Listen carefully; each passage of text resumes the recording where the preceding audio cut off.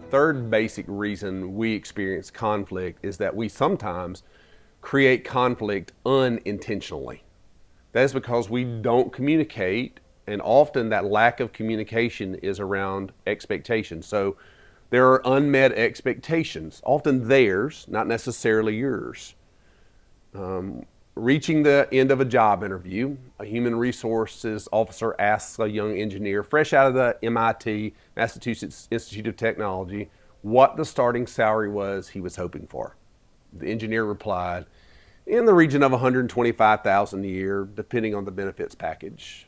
The interviewer inquires, well, what would you say to a package of 5 weeks of vacation and 14 paid holidays, full medical and benefits from the company matching retirement fund up to 50% of your salary, and a company car leased every 2 years, say a red Corvette? The engineer sits up straight and says, wow, are you kidding? To which the interviewer replies, yeah, but you started it. Often we are not clear about expectations, not theirs, not ours, but theirs. We want to know on the front end what they are expecting from us as we are trying to navigate the pathway forward for our church, for our lives, for our families, for employment. And one of the big gaps is that we don't listen well enough to them about what their expectations are. Because often if they would articulate their expectations, we would see the gap between what we're hoping for and what they're hoping for, and we wouldn't even walk down the path together. The other way that expectations often become unclear is when we have expectations of them that are not communicated very well. So the question is, have we shown our people what to do, but not taught them why we do it?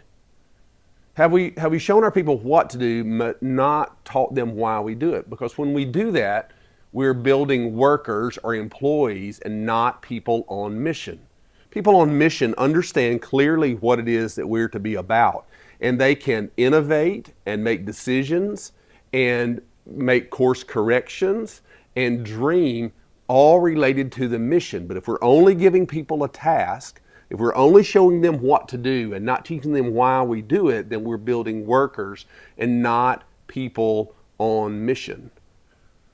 We have expectations around ethics and course of action, but the conversation around expectations must be primarily around mission, especially in the church. How are we accomplishing the mission? How is that action, that decision, or that lack of action or lack of decision advancing or deterring the mission that we are on?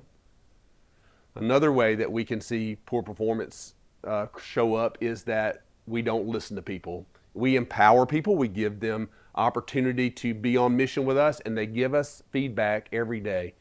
The question is, do we hear it? Sometimes it's about family or life or work. But those things are all intertwined, and if we aren't listening beyond their work, we create conflict because we're using a part of them without caring for all of them.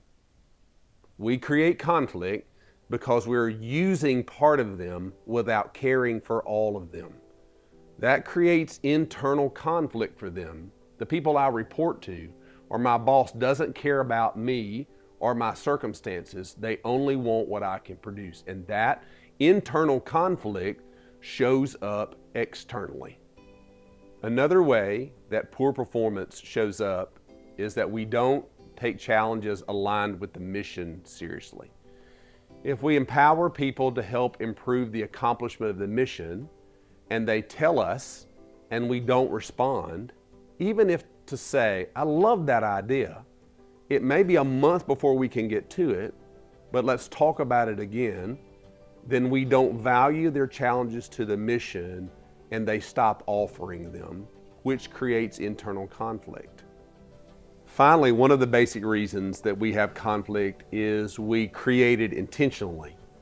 Now, we just considered unintentionally creating conflict. So hear me clearly, there are circumstances in which we want to intentionally create conflict. Why would we intentionally create conflict? Because if you're not afraid of it, it is an opportunity for clarity and growth for the people involved and for your organization or church. Never miss the opportunity of a good crisis. One of the ways we do that is that we give people enough rope to discover things themselves. Think back to one of the earlier sessions when we talked about Jesus not correcting the disciples, but teaching a truth so that they might discover what he needed them to discover for themselves. One of the ways that we see this often in the church is instead of preaching about what we don't want people to do, we lift up the life that Jesus has for us and point at it enough so that it creates an internal conflict between them and that truth. They might look at that truth and say, I don't have that and I want it. They have then to decide between that truth and what they are currently experiencing and how to close that gap. Or they might look at that truth and say that confronts me in ways that I don't really want to give up what I'm currently experiencing.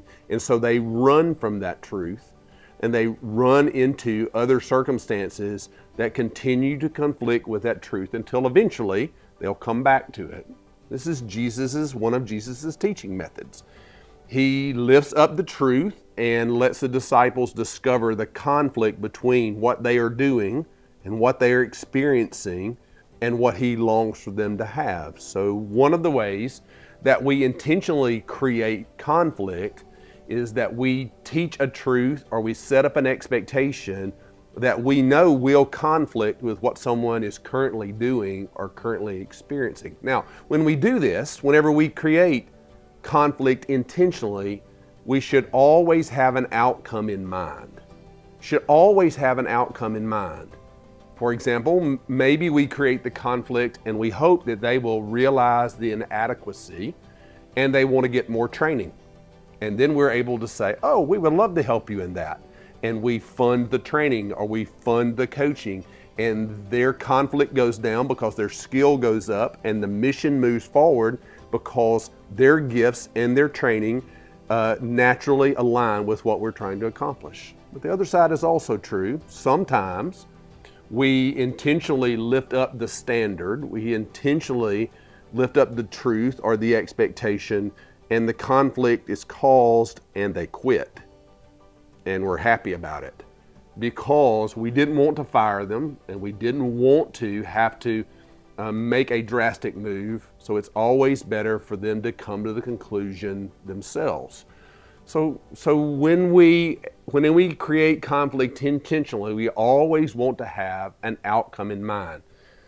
Sometimes when that truth is lifted up and that expectation, then people come to some realizations and we get to have a conversation about them transitioning out. Some people need to leave and want to, but they just don't know how. We had an amazing woman working at the church that I serve, and she had been working in volunteerism, but the job had outgrown her. Believe it or not, she didn't really like asking people to do things, which is kind of in contradiction with volunteerism. But she was a great person and she had great skills, but it was no longer possible for her to just do everything herself. The problem was she was miserable. She was making us miserable, but she had never quit anything in her life.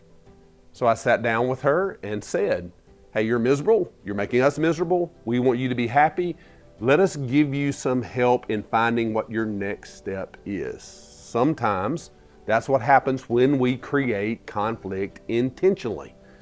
Sometimes when we create conflict intentionally, the person rises to the occasion.